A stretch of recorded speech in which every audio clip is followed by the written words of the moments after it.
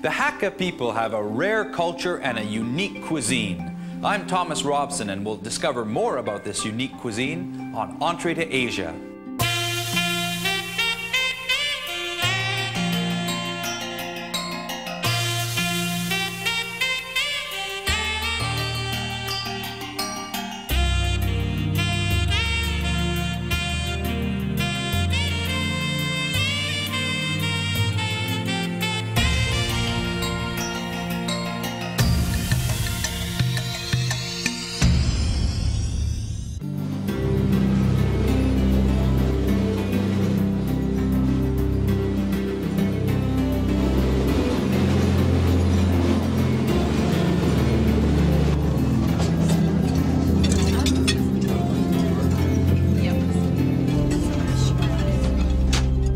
Kevin, how are we going to learn today, sir?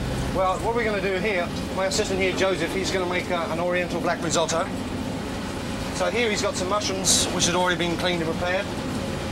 Here's a base of a risotto which I've had to cook the night before because obviously it allows it all the moisture to absorb into it. What I've got here is from a risotto made from arborio rice, flavoured with a little bit of chili, garlic, cumin, coriander. So, Joseph, over to you. So what he's going to do is soak off his mushrooms here. Mushrooms. But now this black colour, that's a special... Yeah, that's made with ink of squid. Squid ink? No coriander. Okay. So he's going to soak off his mushrooms. I see you've got some oyster mushroom and some shiitake. Oyster, shiitake. So what I've got a nice hot pan, a little bit of lemongrass.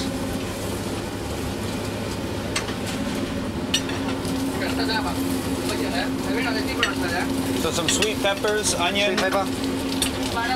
You want to, for this particular sauce, you want to keep the vegetables quite large. I mean, you can add red pepper as well.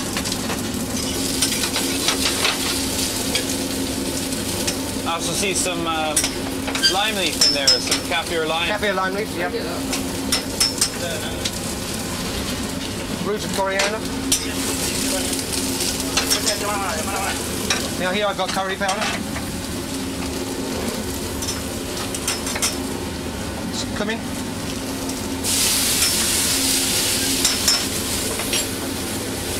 Right, and your risotto. A little bit of white wine. Wow, now that's a smell. Excellent.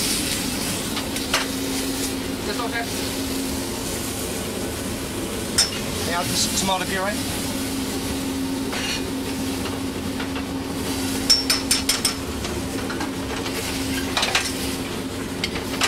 It looks like with the movement of the train, you don't have to do that much stirring. No.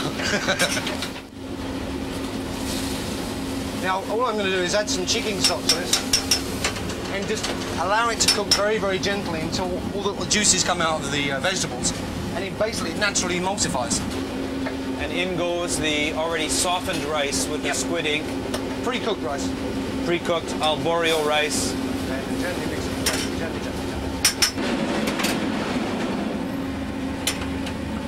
Thank you, Chef. Okay, strain and bring back. Whoa, that's perfection. Oh, nice pepper notes, nice balance, salt and sweet. Excellent. Now, what I've got here is a little bit of smoked cod, but it's only smoked on the exterior. The interior is not smoked, it's still raw. Now, what I'm going to do here is basically which is quite classic as far as seasoning. So I've got a mixture here of flour, curry powder, and cumin. So it makes it a bit more Asiatic. Open. Salt, pepper? Yep. And a good hot pan. Give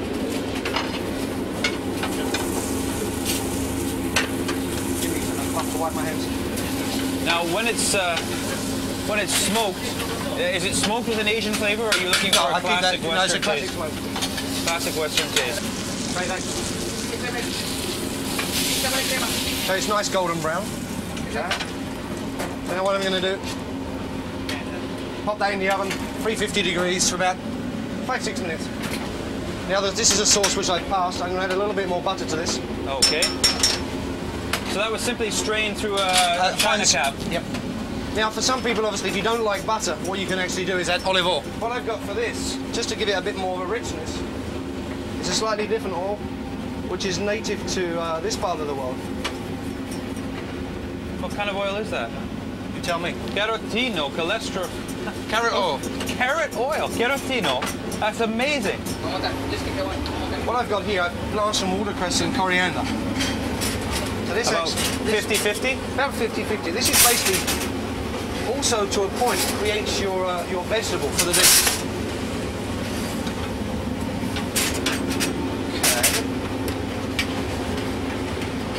Now, once you've added the watercress and the coriander, then you've got to stop cooking. Otherwise, you're going to create discoloration. All right, that goes around. That's it. Give it your ring. Give it your ring.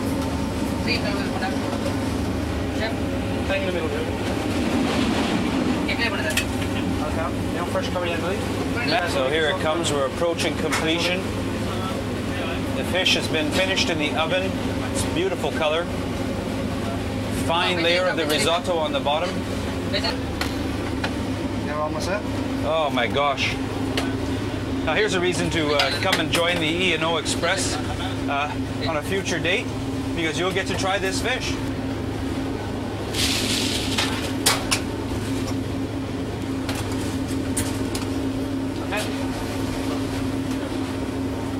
Félicitations, chef. In the last few years, it's become rather simplistic to simply say, let's order Chinese. There are so many regional Chinese cuisines to choose from. There's Chuchao, Hunan, Cantonese, Sichuanese, just to name a few. And should you ever find yourself in Singapore, well, the list gets even longer.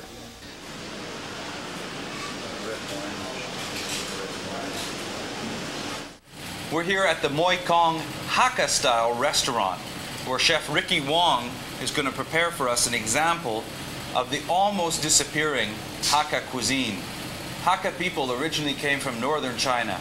They emigrated and settled in the south of China in Canton province. The Cantonese deemed them guests and gave them the name Hakka. Tonight we're Ricky's guests, and I think we're in for a treat. You got some specialties for us? Yes, we got a stuffed beancurd. Tonight we are cooking the red wine prawns. Red wine being a particular seasoning for Hakka cooking, right? Yes. This is already made, the salted baked chicken. Fantastic. Well, let's just, why don't you show us how it's done? I'll look over your shoulder and hopefully learn something. Let me cook deep fry the beancurd first. Go for it. Okay, thank you.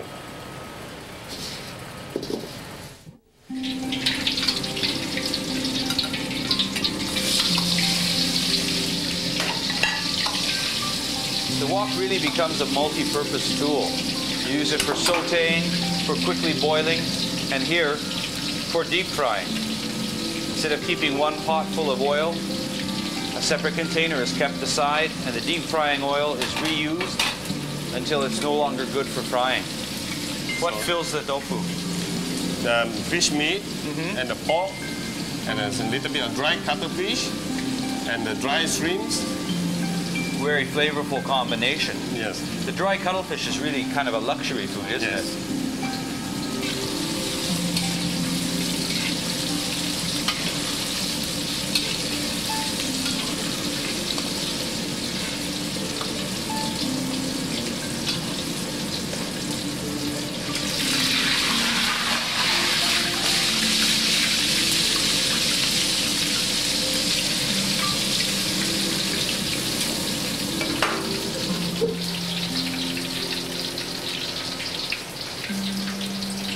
Now that the tofu is well colored, it's just a matter of straining that oil and then giving it a sauce, a flavor, right? Some of them, they like to have deep fry. Some of them, they want to have some gravy. Depend the customer what they like it. So you could just enjoy it as it is right now. Sorry? You could enjoy it just as it is right now. Yes, yes. Wow, that's great. So shall we leave it like that, or do you want to put a gravy? As you like. Some of them, they like to have the dry one. It would be nice to see a little gravy. There we get the idea of how versatile the wok can really be. Good.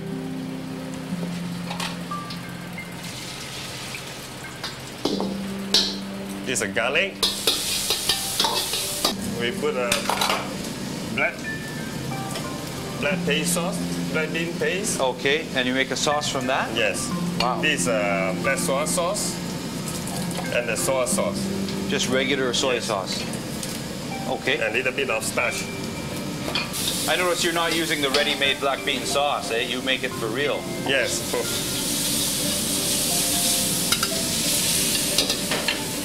Soy sauce and black soy sauce.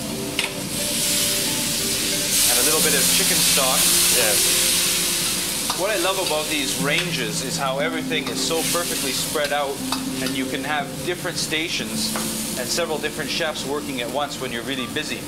But each one can perform different tasks at their own station. They can do the stir frying or the boiling and so on. A little bit of starch. Corn yes. starch mixed with water. Very quickly the sauce is ready. Look at that. Wow. Ho sick. Ho sick. Good taste. That's what ho sick means. Good taste. Yes, good In taste. Cantonese. Important to note that unlike other Singaporeans of Chinese descent, the Hakka do not speak Mandarin, but they speak Cantonese, as well as their own Hakka dialect. So then on to the prawns? Yes.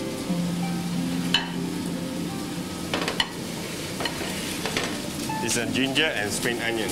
Okay. Put Very together. simple start. A little bit of oil. Yes. Garlic.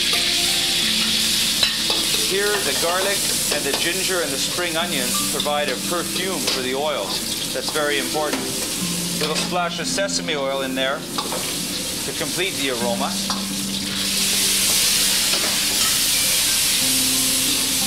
The heat is intense. Standing several feet back from the wok, I can really feel it. It must get very hot for you.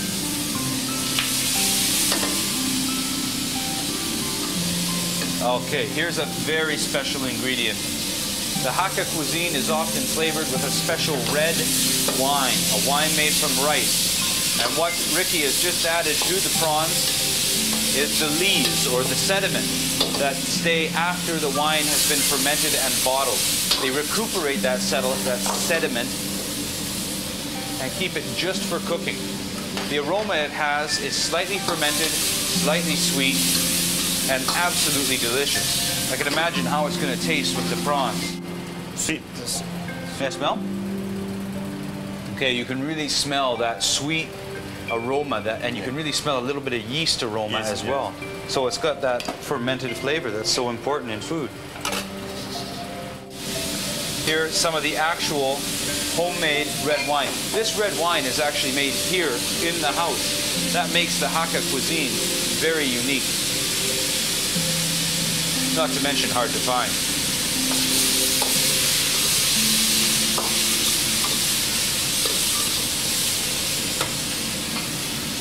Again, a little bit of starch to thicken the sauce.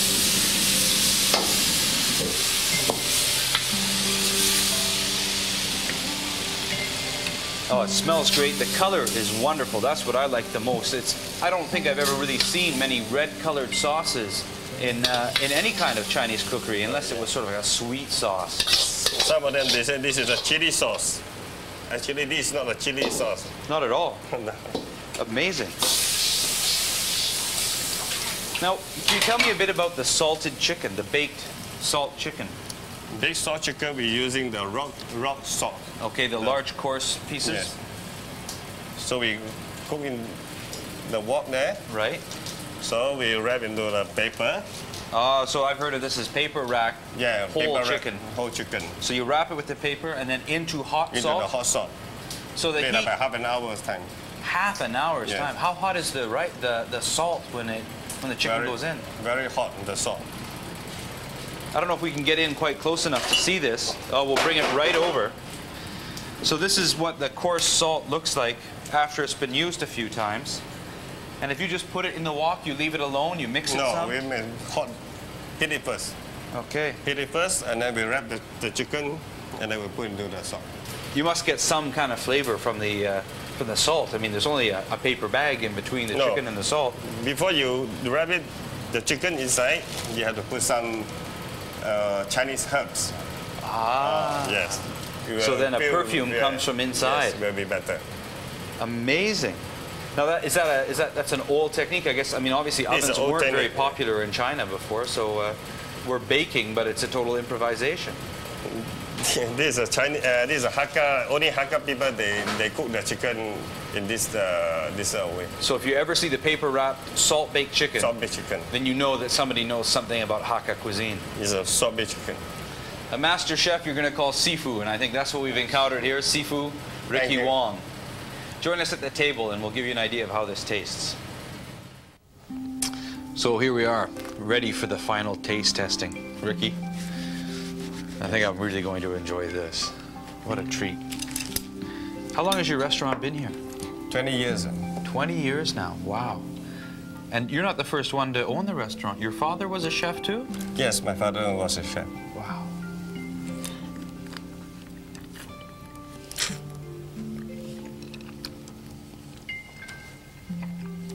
Excuse me. Congratulations. Thank you. I've never tasted anything like that. What a discovery here in Singapore. So many cultures coming together, so many different flavors. And right here, a very rare one, Hakka cuisine.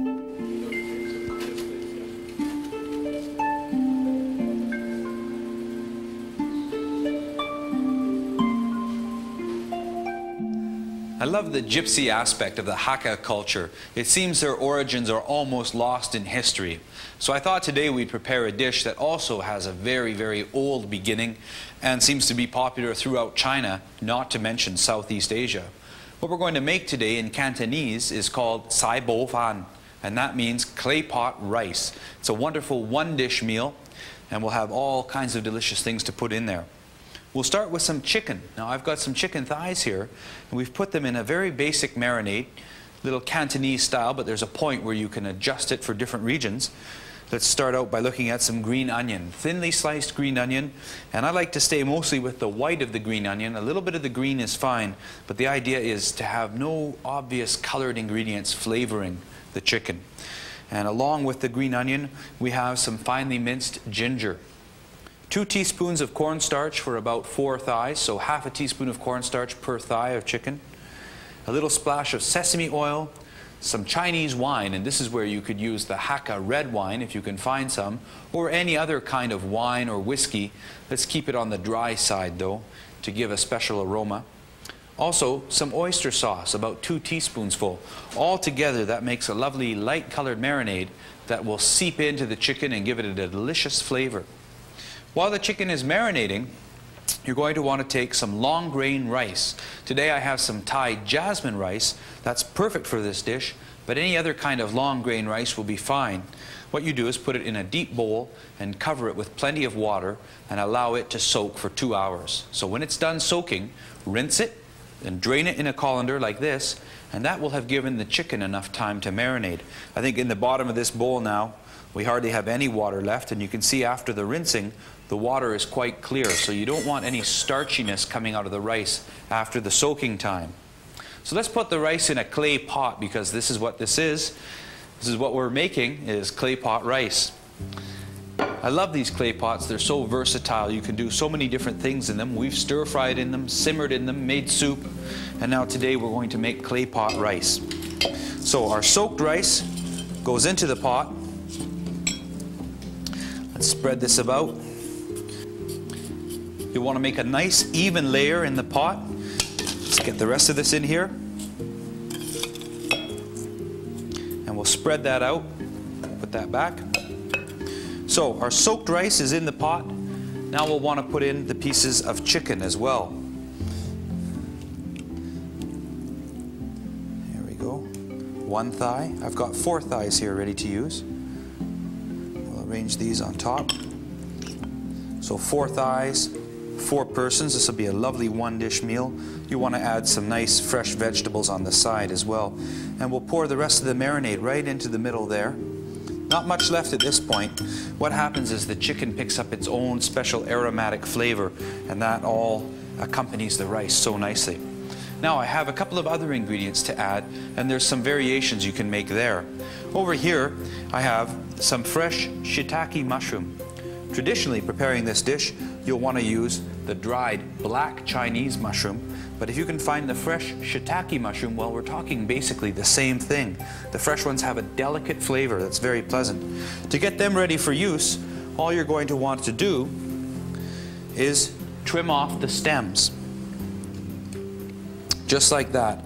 Trimming off the stem is very straightforward. It's a woody stem, it's a little bit hard to eat, so you really don't want it in the dish. Any other kind of mushroom will do.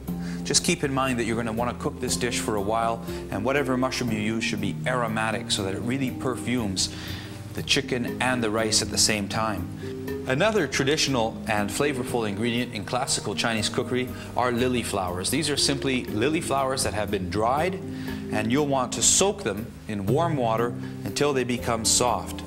And sometimes these are called golden needles. They have a great sweet flavor, and once you've soaked them, all you want to do is just give them a little squeeze to remove some of the liquid. And I'll put these beside our mushrooms. We'll put them on top of the rice and amongst the chicken, and it'll look very nice. Some of the needles in the middle and on the sides, just spread them around a bit, and we'll tuck the mushrooms on top of the golden needles. This will be very, very nice. And then the final step is to add some hot chicken stock. Now, I've got a couple of cups here, and as for chicken stock, well, you can use an instant product, that's fine, but I much prefer a canned chicken stock if you're not going to make one from scratch. Simply follow the instructions on the can. Usually you'll want a brand that you're going to dilute with an equal quantity of water. So we'll add some of this warm broth to the rice, and we want to have the liquid come up to the level of the rice. We don't want too much broth here because, of course, the rice has already been soaked for a couple of hours, and it has most of the liquid it's going to need to complete its cooking. And I'll just add a little bit more, and that's enough. It's just up to the level of the rice. So now we'll turn on the heat and adjust our flame for easy cooking. We'll put on the lid. When the dish comes to the boil and steam is bubbling out around the edge of the pot, it's time to turn down the heat, and you'll allow that to cook for between 15 and 20 minutes. You want to make sure the chicken is thoroughly done. Here's a tip though. Once the dish is boiling, if you put it in a preheated 350-degree oven, you can allow the dish to rest there for a solid half an hour without any problem at all. So you can keep it nice and piping hot for the table, confident that it'll be thoroughly cooked.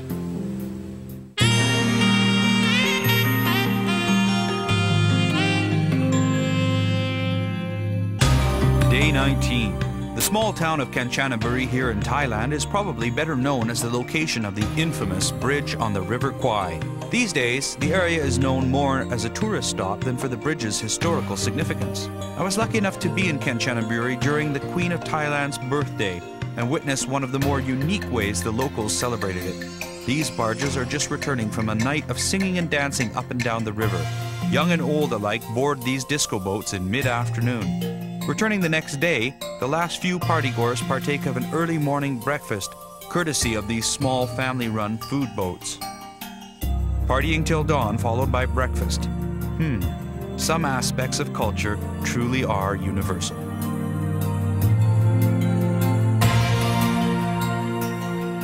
Well, it's been now just about 20 minutes, and everything is thoroughly cooked inside. So let's take it to the table and have a look at what we've got.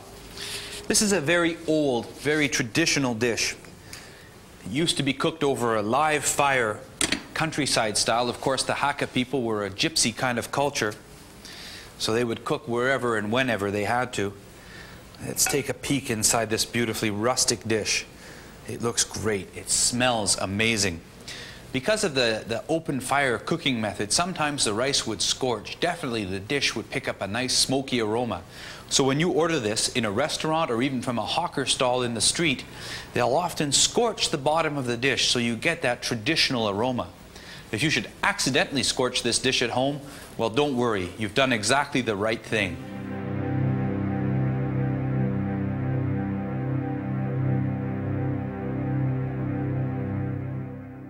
The kitchen in the Moi Kong Hakka restaurant was a real treat. It seemed to come from a bygone era. I'll never forget the taste of their delicious homemade red wine and the food that was prepared with it. Magnificent. We'll have more unforgettable memories next time on Entree to Asia. I'm Thomas Robson. To find out more about Entree to Asia, including recipes and program descriptions, visit our website at www.entreetoasia.com.